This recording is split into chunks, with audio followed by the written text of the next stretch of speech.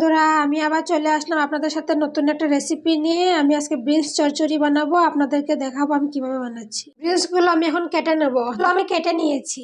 এটা আমার হিট হয়ে গেছে, আমি এখন তেল দিয়ে দিচ্ছি। এই জন্য আমি শুকনো লঙ্কা দিয়েছি, এখন গোটা জিরা দিয়ে দিচ্ছি। কেটে রাখা বিনসগুলো দিয়ে দিচ্ছি। স্বাদ মতন লবণ দিয়ে দিচ্ছি। মিক্স করে নেবো।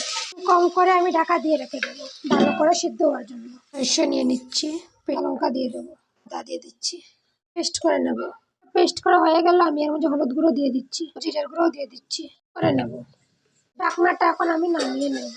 চুলো বিনসগুলো আমার সিদ্ধ হয়ে গেল। পেস্ট করে রাখা মশলাগুলো দিয়ে দিচ্ছি, ভালোভাবে মিক্স করে নেব। মশলাগুলো আমার ভালো করে ফ্রাই হয়ে গেছে। আমি এর উপরে এখন আমি অল্প জল দিয়ে দেবো।